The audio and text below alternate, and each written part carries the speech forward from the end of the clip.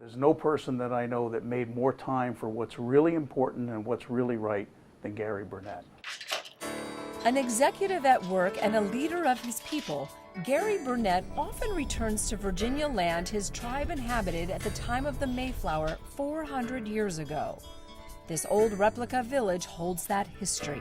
Gary's been instrumental with us as a council member. He's my fundraiser coordinator. He's also leading the grant committee, trying to help us raise some money so we can repair this village out here.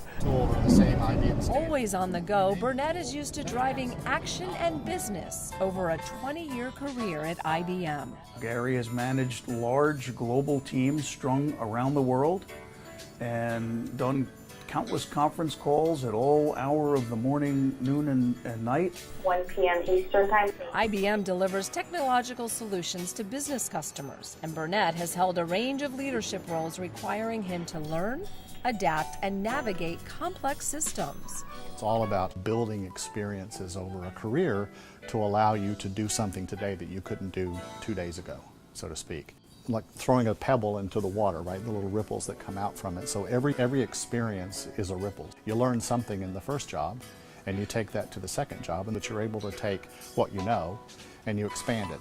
And then you keep expanding, and you keep expanding. He came from a software technical background, and he really has that ability of taking very complex concepts and complex conversations and breaking them down very simply. He was the catalyst that could take that technology, bring the vision together, and then galvanize the whole company. A few years ago, Burnette's team sought to consolidate all of IBM's customer sales data across many divisions and platforms, many countries, and a 40,000-person sales force. It was a huge undertaking. You got this matrix of these brands, and then you have Europe, Latin America, so you have growth markets, you have mature markets, and you have all sorts of things in between.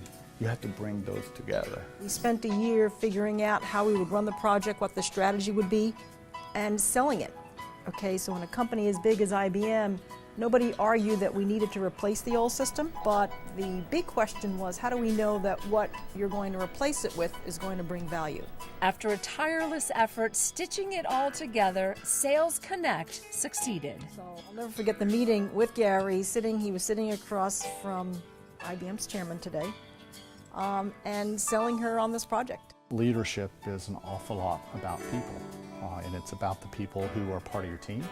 Building those relationships and making those relationships effective, I think in my mind kind of boils down to a single word, and that word's integrity.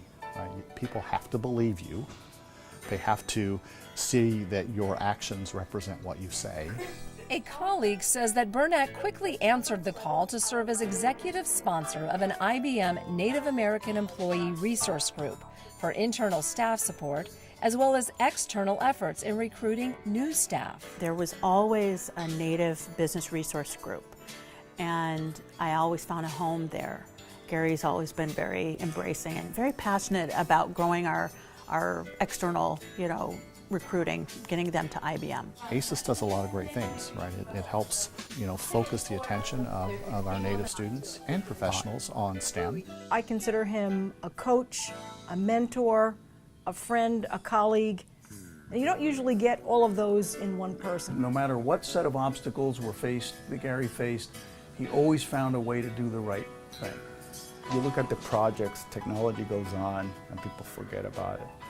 But the footprints that he leaves in your life, and at least in my life, I knew I would have never accomplished the things that I've been able to accomplish without him. At IBM or on tribal homeland, Gary Burnette's footprint involves unleashing the best in people, no matter how great the challenge. His tribe, just state recognized, seeks federal recognition of its legitimacy and long history. This is our Palisade Fort. It's called Calta Town. That's an actual name of a Cheroenhaka Nottoway Indian village. So this is not a made-up native name. This is an actual name of a village that our people had back in the 1600s.